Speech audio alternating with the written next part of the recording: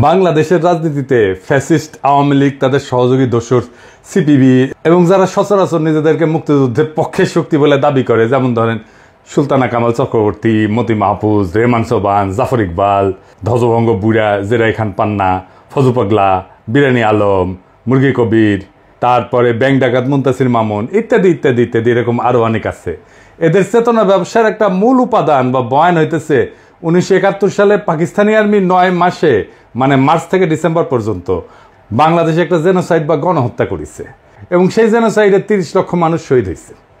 আর পূর্ব পাকিস্তানের তৎকালীন 7.5 কোটি জনসংখ্যার মধ্যে নাকি 1 কোটি মানুষ ঘর বাড়ি ছাইরা ভারতে আশ্রয় নিয়েছিল। এই দুইটা ছাড়াও আরও আছে 2 লক্ষ মা বোনকে নাকি ধর্ষণ করেছিল পাক বাহিনী আর তার দোসরেরা। এবং এই সমস্ত অত্যাচার নির্যাতনের পরিণামে ভারত মানবিক কারণে আগায় এসে তৎকালীন পূর্ব পাকিস্তানে সামরিক অভিযান চালায়, পাকিস্তানি সেনাবাহিনীকে পরাজিত কইরা আমাদের মুক্ত স্বাধীন কইরা দেয়। এর ফলে আমাদেরকে ভারত মাতার প্রতি চিরকৃতজ্ঞ থাকতে হবে। এখন এই ঘটনা যেগুলো বললাম, এগুলো যদি আসলেই সত্যি হয় তাহলে তো আমাদের আসলেই ভারত মাতার প্রতি চিরকৃতজ্ঞ থাকা উচিত। কিন্তু উপরের প্রত্যেকটা দাবি ডাহা মিথ্যা, একদম ডাহা মিথ্যা কথা। আমরা ভারত মাতার সোর্স থেকে আজকের এপিসোডে প্রমাণ করে দেখাবো যে গণহত্যা আর 1 কোটি লোকের ভারতে আশ্রয় নেওয়ার দাবিগুলা ডাহা মিথ্যা। 2 লক্ষ দর্শনের মিথ আমরা আরেকটা এপিসোডে ভাঙবো, এইটাতে না। কারণ এই মিথের সাথে মুজিবের নিজের ভণ্ডামো যুক্ত হইয়া যে কয়জন ধর্ষিতা ছিল তাদের জীবনকে যে দুর্বিষহ করে দিছিল এমনকি স্বাধীন বাংলাদেশে মুজিব সরকার, তাই এটার জন্য আলাদা এপিসোড করা দরকার। আজকের এপিসোডের মূল বিষয় হইতেছে 2 ধাপ্পাবাজি, 71-এর 30 লক্ষ শহীদ এবং ভারতে আশ্রয় নেওয়া 1 কোটি শরণার্থী। এখন প্রশ্ন হচ্ছে, যদি দাবিগুলো মিথ্যা হয়ে থাকে তাহলে এসব বয়ান প্রচার করলো কে, কেনই বা প্রচার করলো? তখনকার আন্তর্জাতিক মিডিয়ার সাংবাদিকরা ভারতের দিল্লি আর কলকাতাতে অবস্থান করে ঘটনাগুলো কভার করত। ভারতের মিডিয়া এবং ইস্টার্ন কমান্ড তাদেরকে যে সমস্ত প্রেস ব্রিফিং দিত তারা সেটাই পাবলিশ করত। ভারত মাতার মিডিয়া যে কি মাল সেটা তো আমরা আজকে হারে হারে টের পাইতেছি, তাই না? ফ্যাসিস্ট খুনি হাসিনা পতনের পর থেকে তারা এমন কোনো আজগুবি অতিরঞ্জিত খবর নাই যেটা বাংলাদেশের বিরুদ্ধে অপপ্রচারের অংশ হিসেবে পাবলিশ করেন। তো এই কাজে ভারতের লক্ষ্য কি ছিল? ভারতের লক্ষ্যই ছিল এই উপমহাদেশের মুসলমানদের মধ্যে যাতে কোনো মতে একটা ইউনিটি বা একতার বোধ না থাকে। এখানে একটা ব্যাপার খেয়াল করলে দেখবেন যে ভারত মাতা উপমহাদেশের যে ডাইভার্স বহুভাষী হিন্দুদের এক রাষ্ট্রে বসবাস করার মধ্যে কোনো গরমিল লক্ষ্য করে না। কিন্তু উপমহাদেশের বহুভাষাভাষী মুসলমানরা যখন শক্তিশালী হইয়া একসাথে একটা রাষ্ট্র গঠন করে তার বিরুদ্ধে সর্বশক্তি নিয়ে ঝাঁপায় পড়ে। এখনো দেখেন উপমহাদেশের বিভিন্ন মুসলমানদের মধ্যে দাঙ্গা হাঙ্গামা ফ্যাসাদ এগুলো লাগায় রাখে। এইটার একটা উপায় হইতেছে ভুয়া অর্থনৈতিক বৈষম্যের বয়ান সৃষ্টি কইরা দেশীয় হলুদ মিডিয়া দিয়া প্রচার করানো।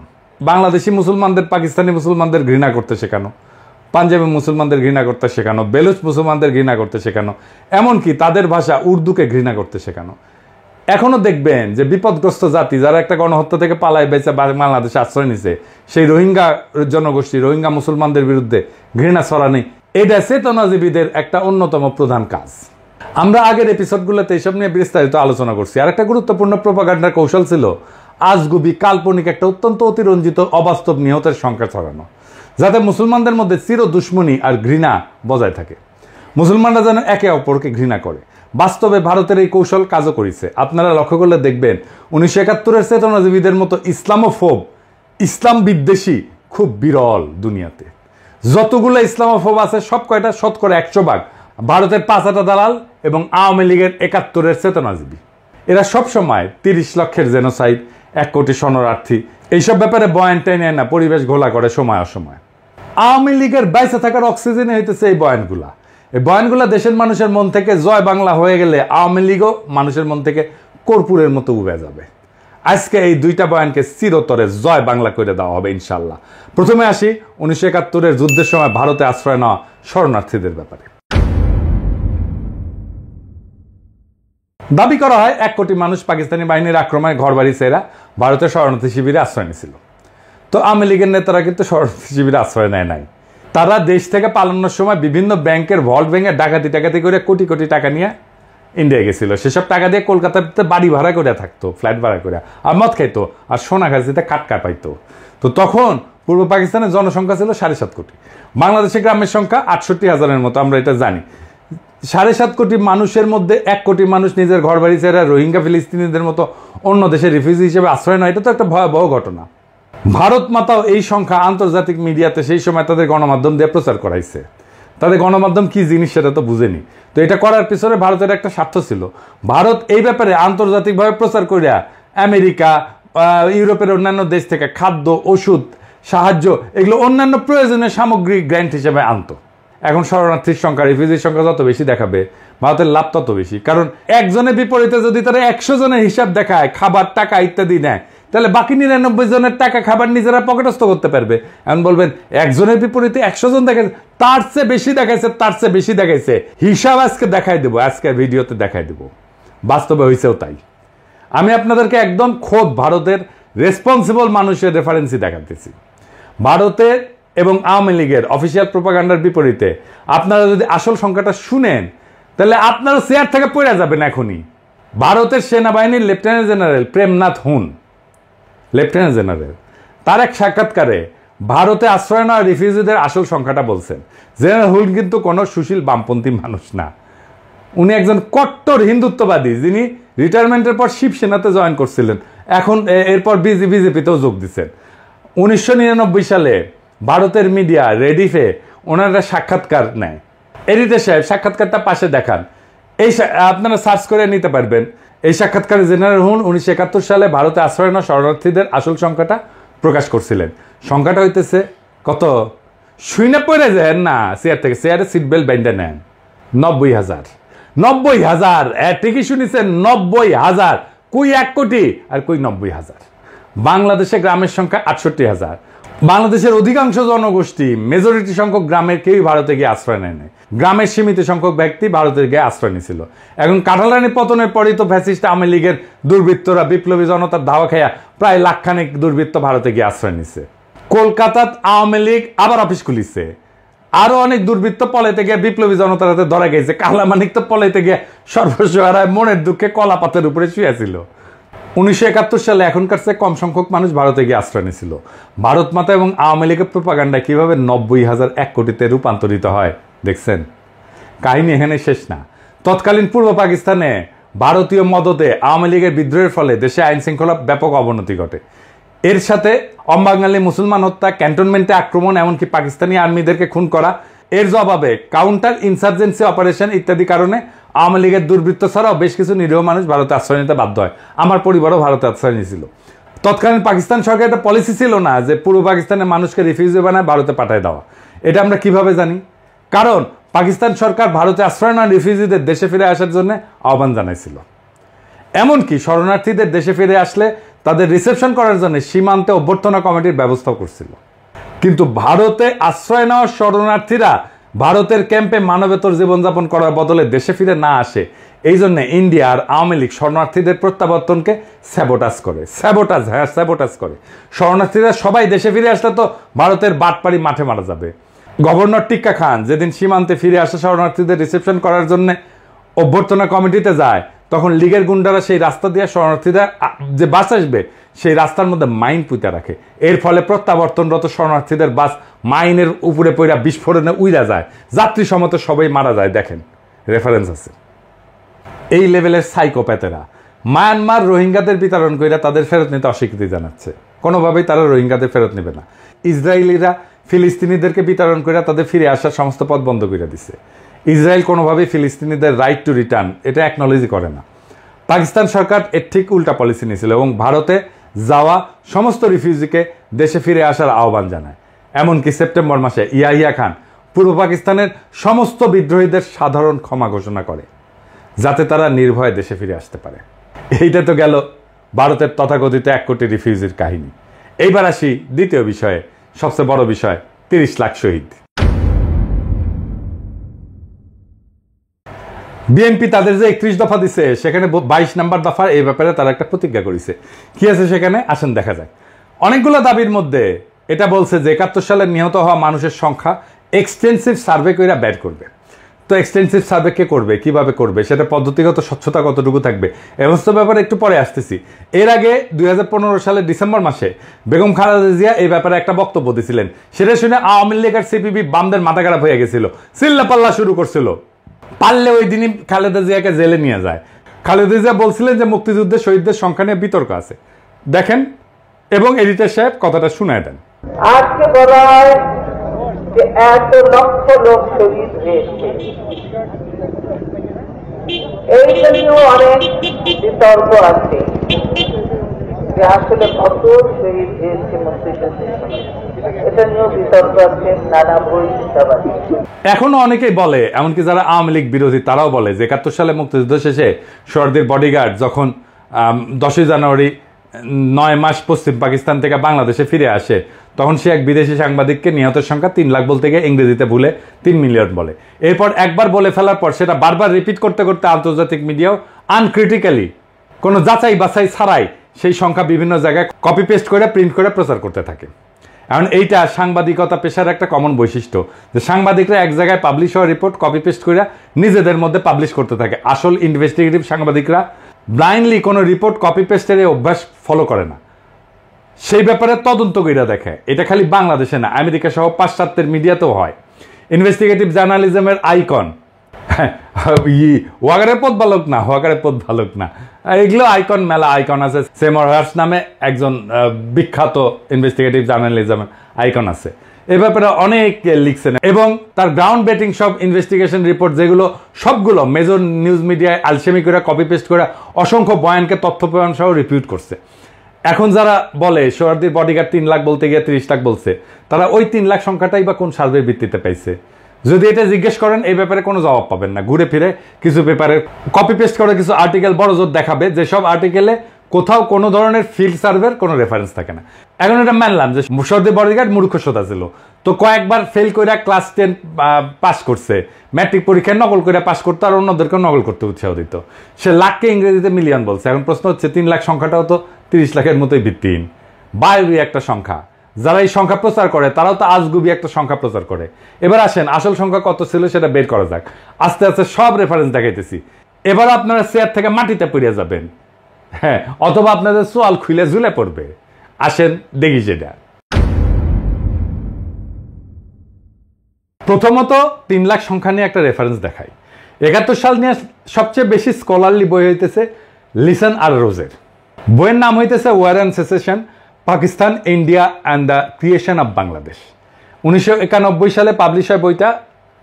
এখানে 2 জন লেখক এই বইতে দেশগুলোর সমস্ত অফিসিয়াল ডকুমেন্ট রিভিউ করছেন এবং 3 দেশের 71 সালে ভূমিকা রাখা সব গুরুত্বপূর্ণ ব্যক্তিদের ইন পার্সন সামনাসামনি সাক্ষাৎকার নিয়েছেন। এই সমস্ত তথ্য প্রমাণ তারা বিশ্লেষণ কইরা এই বইটা লিখছেন। এটা অত্যন্ত গুরুত্বপূর্ণ একটা প্রামাণ্য বই। এই বইয়ের লেখকেরা 71 সালে বাংলাদেশে যুদ্ধের নিয়ন্ত্রণ করা 2 জন অত্যন্ত সিনিয়র ভারতীয় সাক্ষাৎকার নিছেন, যেখানে তাদের জিজ্ঞেস করা হয় 71 সালে নিহত বাঙালির সংখ্যা কত। একজন ভারতীয় উত্তর দেয় 3 লাখ, কারণ সে টের পাইছিল এই ঘাঘু লেখকদের কাছে 30 লাখের মতো অবাস্তব হাস্যকর একটা সংখ্যা বেচা যাবে না। সে অন্য প্রচলিত সংখ্যা 3 লাখ বলে দেয় ফট কইরা। মজার ব্যাপার হচ্ছে ওই ভারতীয় যখন 3 লাখ বলে তার পাশে বসে থাকা আর একজন ভারতীয় তার দিকে কটমট করে তাকায়, সংখ্যা বাড়ায় এটা বোঝানোর জন্য। এরপর প্রথম ভারতীয় এক ধাক্কায় তার সংখ্যা বাড়ায় 5 লাখ বলে ফেলে। মানে মাথায় যা আসে সেটাই ফসাদ করে কয়া দেয়। তো ইন্ডিয়ান প্রোপাগান্ডা কি মাল সেটা তো আজকাল জাতি ভালো করে বুঝছে। মেইনস্ট্রিম মিডিয়াগুলো পর্যন্ত একটা ঘটনার ছবি আর একটা ঘটনার ছবিগুলো চালায় দেয়। এইখানে লেখক 2 জন সেই ঘটনার বিবরণ লিখছেন এবং মতামত দিচ্ছেন, এবং হতাহতের সংখ্যা যাই হোক এর মধ্যে অনেক প্রশ্ন আছে, যেমন কতজন যুদ্ধ করতে গিয়ে মারা গেছে, কতজন বিহারি ছিল, অবাঙালি মুসলমান ছিল, এর মধ্যে কতজন পাকিস্তানি বাহিনীর হাতে, কতজন ভারতীয় বাহিনীর হাতে, কতজন মুক্তি বাহিনীর হাতে মারা গেছে, বা পাকিস্তানি বাহিনীর কতজন মারা গেছে, রাজাকার কতজন মারা গেছে। এইবার আসি ইনভেস্টিগেটিভ ফিল্ড সার্ভে নিয়ে। ইনভেস্টিগেশনের আগে কিছু জিনিস ক্লিয়ার করা জরুরি। অধিকাংশ বাঙালি, বিশেষ করে বাঙ্গু, সুশীল, প্রগতিশীল, সামরিক ব্যাপারে একদম অজ্ঞ। এই জন্যই মুক্তিযুদ্ধ নিয়ে এত মিথ তৈরি করা গেছে। অজ্ঞ মানে একেবারে গণ্য মূর্খ সোদা। এমনকি যারা নিজেদেরকে ট্রেনিং প্রাপ্ত মুক্তিযোদ্ধা বলে দাবি করে তারা মূর্খ সোদা সামরিক ব্যাপারে। মুক্তিযুদ্ধের একদম সামরিক মিলিটারি বিশ্লেষণ আর অ্যানালাইসিস আমরা সামনের আর এক এপিসোডে করবো। এখন কইবা পারেন দাদা ট্রেনিং প্রাপ্ত মুক্তিযোদ্ধারা কিভাবে সামরিক ব্যাপারে অজ্ঞ হয়? তারা তো বড় বড় ডায়লগ মারে, অস্ত্র জমা দিয়েছি, ট্রেনিং জমা দেই নাই। তো অস্ত্র আর ট্রেনিং, পুলিশ বা সামরিক ব্যাকগ্রাউন্ড ছাড়া কাউরে অস্ত্র হাতে দেন? কেউ যদি চালাইতে পারে, ধরতে পারে ঠিক মতো, আমরা এসে কইয়েন।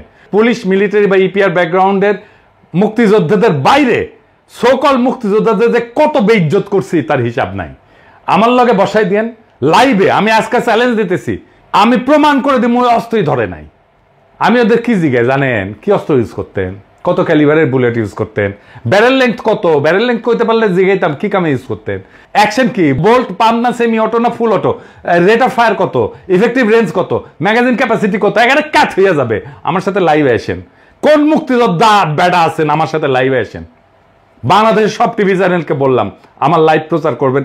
কোন মুক্তিযোদ্ধা যার যে পুলিশ না, ইপিআর না, যে মিলিটারির ব্যাকগ্রাউন্ড নাই, যে সাধারণ মানুষ মুক্তিযুদ্ধ ট্রেনিং করে অস্ত্র জমা দেই নাই কইছে, ওরে নিয়ে আসেন আমার সামনে বসিয়ে দেন।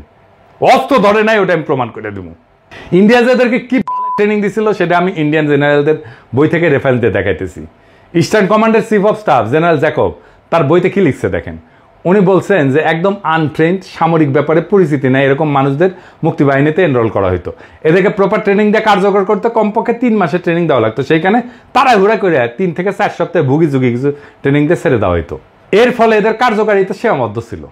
জেনারেল লক্ষ্মণ সিং যিনি ইস্টার্ন ফ্রন্টের ডিভিশনাল কমান্ডার ছিলেন, উনিও একই কথা লিখেছেন। তার বইয়ের নাম victory in Bangladesh. Eastern commander general Lakshman Singh সরাসরি মুক্তিবাহিনীকে প্রোপাগান্ডার প্রেসে পাবলিশ হওয়া তাদের কার্যকলাপকে ফিকশনাল বলছেন। বলছে এই সমস্ত ইস্টার্ন কমান্ডার প্রোপাগান্ডা মেশিনের প্রচার। মুক্তিবাহিনীর মিত্ররাই তাদের নামে এইসব লেখে, এইসব কথা পাকিস্তানিরা লেখে নাই। আর আমাদের মুক্তিযুদ্ধের গল্প শোনান মিয়ারা। খোদ মুক্তিবাহিনীর ডেপুটি চিফ অফ স্টাফ একে খন্দকার তার বইয়ে হুবহু একই কথা লিখেছে। একে খন্দকারের এই বই লেখার পর আওয়ামী লীগ, জাফর ইকবাল, আনিসুল্লাহের পুচ্ছে আগুন লেগে গেছে।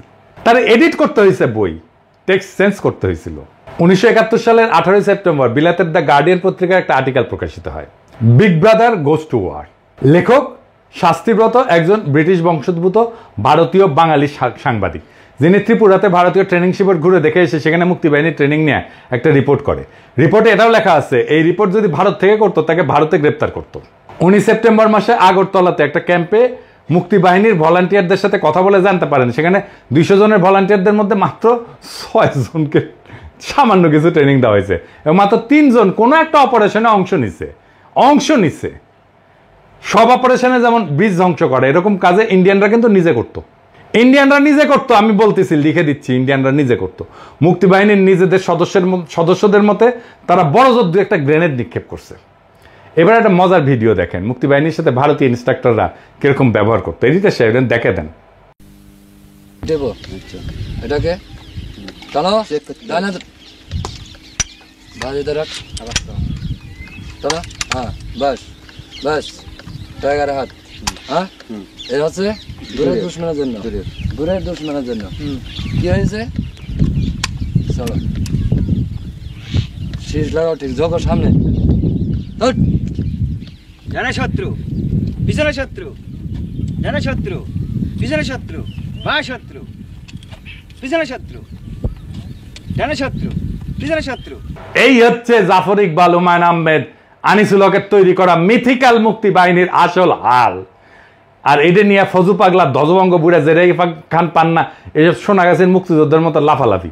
তা বাঙ্গু প্রগতিশীল যেহেতু সামরিক ব্যাপারে একদম লেজে গোবরে, এরা যেসব বয়ান বানায় সেগুলা কোনো reputable serious military scholar study করলে পাংচার করে দিতে পারবে এক মুহূর্তে। এবার আসেন আর একটা গুরুত্বপূর্ণ বিষয় নিয়ে আলাপ করি। 71 সালে যুদ্ধে ইস্টার্ন ফ্রন্টে পাকিস্তান আর্মির অর্ডার অফ ব্যাটেল কি ছিল? তাহলে কইবেন দাদা অর্ডার অফ ব্যাটেল কি? আমি এটা নিয়ে একটা সিরিয়াস বড় এপিসোড করেছি, আসিবে পরে, সেটা বুঝবেন মুক্তিযুদ্ধের অর্ডার অফ ব্যাটেল নিয়ে। আজকে সংক্ষেপে একটু আলাপ করি।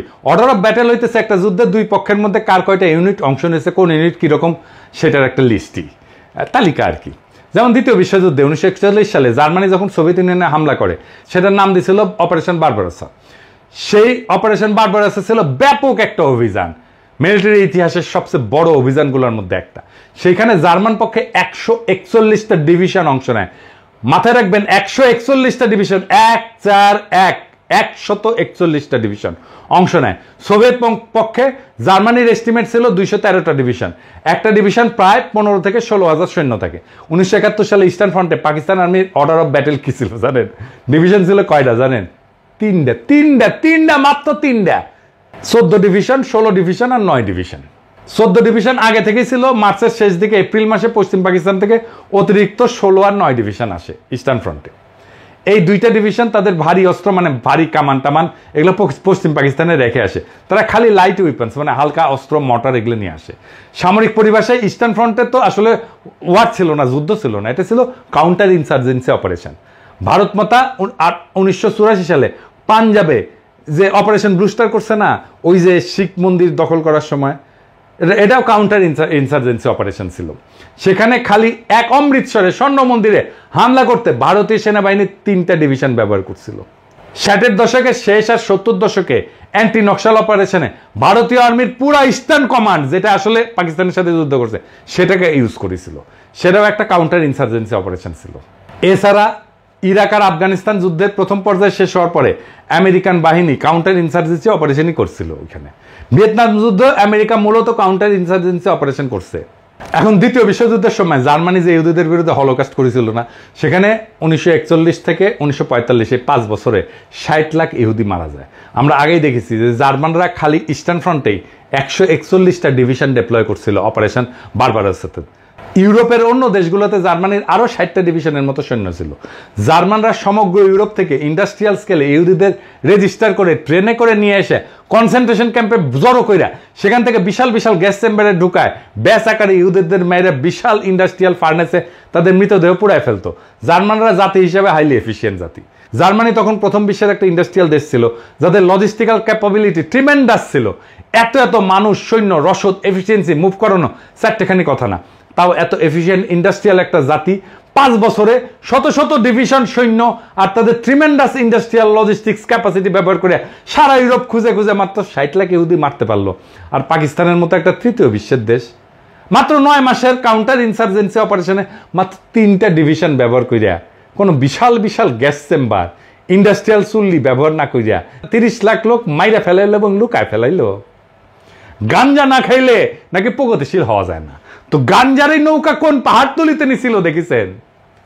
কেউ প্রশ্ন করে নাই, কেউ প্রশ্ন করে নাই, কাউরে প্রশ্ন করতে দেয় নাই। এরাই প্রগতিশীলতা, এরাই মুক্তিযুদ্ধের চেতনা। বাঙ্গু প্রগতিশীলদের গোজামিল দেওয়া বয়ানকে যে কোনো মিলিটারি এক্সপার্ট অ্যানালাইসিস করলে জয় বাংলা করে দিতে পারবে। 2023 সালে গাজার যুদ্ধে ইসরায়েল প্রায় 2 বছর ধরে গাজার উপরে ব্যাপক এরিয়াল বোম্বিং করছে। গ্যাস চেম্বারের পর এরিয়াল বোম্বিং হচ্ছে সবচেয়ে বড় এফিশিয়েন্ট মেথড অফ জেনোসাইড। যুদ্ধ বিমান থেকে 1000 বা 2000 পাউন্ডের একটা বোমা একটা ঘনবসতিপূর্ণ এলাকায় ফেললে ব্যাপক ক্ষয়ক্ষতি হয়, অসংখ্য মানুষ হতাহত হয়। ভিয়েতনাম যুদ্ধের 10 বছরে 1965 থেকে 1975 পর্যন্ত চলছে। আমেরিকার রেকর্ড অ্যামাউন্ট এরিয়াল বোম্বিং করছে। সমগ্র দ্বিতীয় বিশ্বযুদ্ধে আমেরিকার মতো একটা ইন্ডাস্ট্রিয়াল জায়ান্ট, যারা যুদ্ধের সব ফ্রন্ট মিলায় জার্মানি, জাপান, ইতালি সবার বিরুদ্ধে মোট 21 লাখ টন বোম ফেলছে বিমান থেকে। সেখানে শুধু ভিয়েতনাম যুদ্ধে আমেরিকা কত বোম্বিং করছে জানেন? কত করছে বোম্বিং? 70 লাখ টন। সেটা করার পরে ভিয়েতনামের সিভিলিয়ান ক্যাজুয়ালিটি ছিল 3 থেকে 4 লাখ। ভিয়েতনামও বাংলাদেশের মতো একটা ঘনবসতিপূর্ণ দেশ। ইসরায়েল গাজার মতো ঘনবসতিপূর্ণ একটা জায়গাতে প্রায় 2 বছর ধরে ব্যাপক এরিয়াল বোম্বিং কইরা প্রায় সব বিল্ডিংকে ধ্বংসস্তূপে পরিণত করছে, আপনারা দেখছেন চোখের সামনে। এরপরেও গাজার হেলথ মিনিস্ট্রি হিসাবে গাজাতে 2 বছরে নিহতের সংখ্যা 70,000-এর মতো। প্রথম বিশ্বযুদ্ধের পর সবচেয়ে ব্লাডিয়েস্ট রক্তাক্ত যুদ্ধ ছিল ফ্রান্সে ভার্ডুনের যুদ্ধ। এই যুদ্ধ 1916 সালের 10 মাস ধরে সংগঠিত হয়। 10 মাস ধরে 12 লাখ জার্মান আর 11 লাখ ফরাসি সৈন্য রিলেটিভলি একটা অত্যন্ত ছোট এলাকায় জড়ো হয়ে ক্রমাগত আক্রমণ প্রতি আক্রমণ করতে থাকে। 2 দেশই শিল্পোন্নত, প্রথম বিশ্বের দেশ, বিশাল ইন্ডাস্ট্রিয়াল আর লজিস্টিক্যাল ক্যাপাসিটি। ভার্ডুনে জার্মানরা প্রথম দিন ফরাসি পজিশনে 10 লাখ আর্টিলারি শেল নিক্ষেপ করছিল। 10 লাখ, 1-2 হাজার না, 10 লাখ একদিনে। পুরা যুদ্ধের 2 পক্ষ মিলে 4 থেকে 5 কোটি খালি আর্টিলারি শেল নিক্ষেপ করছে। কত কোটি কোটি রাউন্ড রাইফেল আর মেশিন গানে গুলি খরচ করছে সেটার তো হিসাবই নাই। ভার্ডুনের যুদ্ধে জার্মান সৈন্য ক্যাজুয়ালিটি বা নিহত হয়েছে 1.5 লাখ, ফরাসি হতাহতের সংখ্যা 1.5 লাখের মতো। সেখানে পাকিস্তান পুরা 9 মাসের কাউন্টার ইনসার্জেন্সি অপারেশনে কোথাও কোনো ধরনের এরিয়াল বোম্বিং না কইরা 30 লাখ বা 3 লাখ মাইরা ফেললো। এই কোদার দড়ি ফেলাও বাইয়া উঠে যায়। ওই মূর্খ সোদা বাঙ্গু প্রগতিশীলদের এই সমস্ত বয়ান শুনলে আসমানে উঠে যেতে ইচ্ছা করে। এবার আসি, তাহলে কি 71 সালে নিহতের সংখ্যা নিয়ে কোনো ইনভেস্টিগেটিভ জার্নালিজমের রিপোর্টই নাই? সৌভাগ্যক্রমে আছে, এবং সেই রিপোর্ট একদম রেফারেন্স ডিভাস্টেটিং একটা রিপোর্ট রে ভাই। হ্যাঁ, উইলিয়াম ড্রামন্ড যিনি একজন বিখ্যাত আমেরিকান সাংবাদিক। এই ড্রামন্ড সাহেব এখনো বেঁচে আছেন, যে কেউ তার থেকে এটা ভেরিফাই করতে পারবেন। উনি ইউনিভার্সিটি অফ ক্যালিফোর্নিয়া বার্কলের প্রফেসর বর্তমানে। পেশাগত জীবনে লস অ্যাঞ্জেলস টাইমসের সাথে ছিলেন ডেমোক্রেট। প্রেসিডেন্ট জিমি কার্টারের সময় উনি অ্যাসোসিয়েট প্রেসের সেক্রেটারি ছিলেন। অত্যন্ত সম্মানিত রেসপেক্টেড একাডেমিশিয়ান এবং জার্নালিস্ট। 1972 সালের 6 জুন বিলাতের গার্ডিয়ান পত্রিকা ঢাকা থেকে পাঠানো ওনার সেই রিপোর্টটা ছাপে। রিপোর্টের নাম ছিল দ্য মিসিং মিলিয়ন্স। ড্রামন্ড যুদ্ধের পর বাংলাদেশের গ্রাম পর্যায়ে অসংখ্যবার ভ্রমণ কইরা গ্রামের মানুষজনের সাথে এই ব্যাপারে কথা বলেন। এছাড়া সরকারি বিভিন্ন মানুষের সাথেও ব্যক্তিগতভাবে কথা বলেন। উনি লিখছেন ইংরেজিতে, মাই judgement based on numerous trips around Bangladesh and extensive discussion with many people at the village level as well as in the government is that 3 million death figure is an exaggeration so gross as to be absurd. তার মানে উনি বলতেছেন যে আমি বিভিন্ন সরকারি লোক এবং গ্রামের লোকদের সাথে আলাপ সালাপ কইরা যেটা বুঝতে পারছি যে এই 30 লক্ষ নিহতের সংখ্যা এত বেশি বাড়ায় বলা যেটা এটা অসম্ভব এবং ভুয়া একটা সংখ্যা। এরপরে উনি মুজিবের নিহতের সংখ্যা নিয়ে একটা সার্ভের কথা প্রকাশ করেন। মুজিব 72 সালে দেশে এসে 30 লাখ নিহত বলার পর একটা সরকারি উদ্যোগ নিয়েছিলেন নিহতদের আসল সংখ্যা বের করা। স্বরাষ্ট্র মন্ত্রণালয়ের অধীনে দেশের তৎকালীন পুলিশের ইন্সপেক্টর জেনারেলকে দায়িত্ব দেওয়া হয় যে প্রত্যেক থানায় পুলিশের মাধ্যমে একটা রিপোর্ট পাঠাইতে। ওই থানায় 9 মাসে পাকিস্তান আর্মির হাতে নিহত মানুষের সংখ্যা কত এবং সেগুলো যোগ করে কত আসে। মুজিব সেই রিপোর্ট আসলে সংখ্যা দেখে স্বাভাবিকভাবেই সেটাকে ধামাচাপা দেয়। বিল ড্রামন্ড একদম সরকারের ভেতরের থেকে সেই রিপোর্ট দেখে সেটা সংখ্যা প্রকাশ করে। সংখ্যাটা কত? কত সংখ্যাটা? আসল সংখ্যা শুনলে ভিমরি খাইবেন না, চেয়ার থেকে পড়ে যাবেন এক্ষুনি। কত? 3 লাখ, 1 লাখ, 30,000, 10,000? না, কোনোটাই না। 2,000, 2,000, 2,000। জি হ্যাঁ, ঠিকই শুনেছেন, 2,000। এই রিপোর্টটা এখনো আছে, যে কেউ নিজের চোখে সেটা পড়ে নিতে পারেন, স্পষ্ট লেখা আছে। ইংরেজি যেহেতু কইছে সেহেতু ঠিকই কইছে। Since the 3rd week of March when the Inspector General's office in Bangladesh Home Ministry began its field investigations, there have been about 2,000 complaints from citizens about death at the hand of Pakistani army. তার মানে সারা বাংলাদেশে পুলিশের কাছে পাকিস্তানি আর্মির হাতে মারা গেছে এরকম অভিযোগ জমা পড়ছিল মাত্র 2,000 জনের। ড্রামন্ড এখনো বেঁচে আছেন, তার থেকে এটা কনফার্ম করতে পারবেন।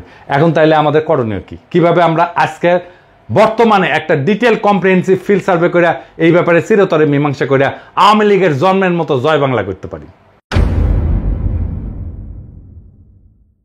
প্রথমে আমাদের বের করতে হবে দেশের 68,000 গ্রামে জনপদের মধ্যে কোথায় কোথায় পাকিস্তানি আর্মির বেস ক্যাম্প ছিল। এটার সংখ্যা খুব বেশি হওয়া কথা না। পাকিস্তানের মাত্র 3টা ডিভিশন সৈন্য দেশে কাউন্টার ইনসার্জেন্সি অপারেশনে ছিল। এরপরে বের করতে হবে 9 মাসে পাকিস্তান আর্মি দেশে কয়টা গ্রামে কখন কবে রেড দিছে। পাকিস্তানও এই ব্যাপারে আমাদেরকে হেল্প করতে পারে, চাইলে তারা করবে। আমরা দরকার হলে ক্রস চেক করে নেব কতজন সৈন্য সেই রেডে অংশ নিছে। সেটা কি একটা স্কোয়াড মানে 9 থেকে 10 জনের ইউনিট ছিল, নাকি একটা প্লাটুন ছিল মানে 30 থেকে 35 জনের? কতক্ষণ ছিল, কতজনকে ওই গ্রামে গুলি করে মারছে, তাদের অ্যামিনেশনের হিসাবপত্র আছে কিনা, কতগুলো অ্যামিনেশন খরচ হয়েছে। এইসব ব্যাপার বের করা তো খুব কঠিন কোনো কাজ না, কারণ বাংলাদেশের মতো ঘনপরিচিতিপূর্ণ ভূখণ্ডে একটা গ্রামে আর্মি অপারেশন চালায় কিছু মানুষ মেরে চলে যাওয়ার পর বাকি সবাই ফিরে এসে নিহতদের দাফন কাফন করতো। হিন্দু হইলে লাশ সনাতন রীতিতে সৎকার করতো।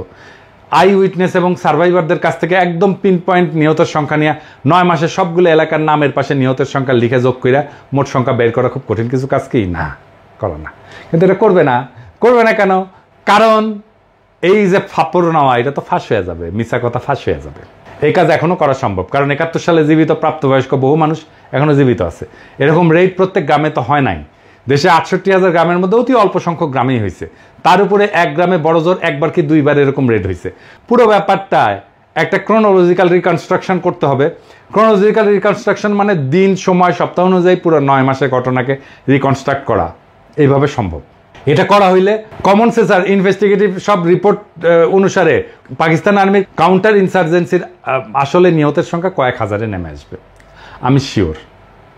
এরপর সেই তদন্ত খালি বাঙালি না, ভারতীয় আওয়ামী সন্ত্রাসীরাতে যত অবাঙালি মুসলমান মারা গেছে তার পুঙ্খানুপুঙ্খ তদন্ত করে সেটাও বের করতে হবে।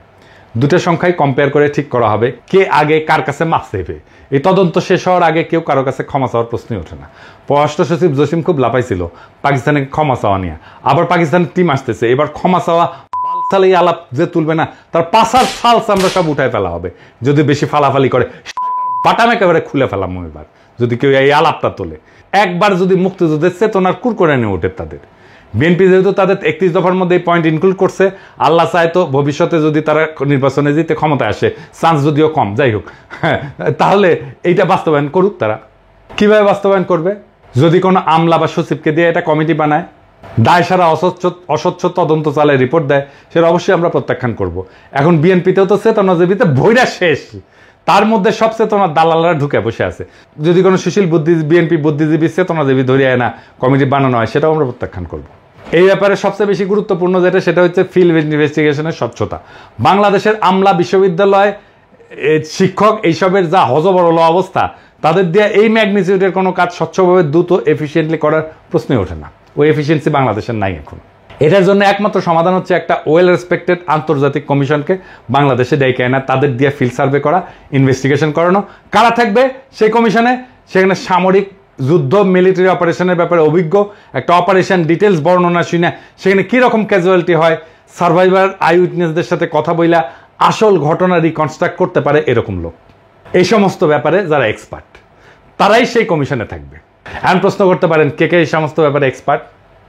পৃথিবীর টপ স্কলারদের নাম দিতেছি যাদের দিয়া এই কমিশন গঠন করতে হবে, আমি নাম দিয়ে দিতেছি আজকেই।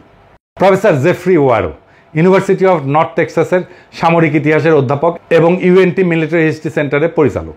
Professor John Mearsheimer, university of Chicago আর ওয়ার্ল্ডের Harrison distinguished service professor. Professor Benny Morris, Ben Gurion university নেগেভের মধ্যপ্রাচ্য স্টাডিজ বিভাগের ইতিহাসের অধ্যাপক।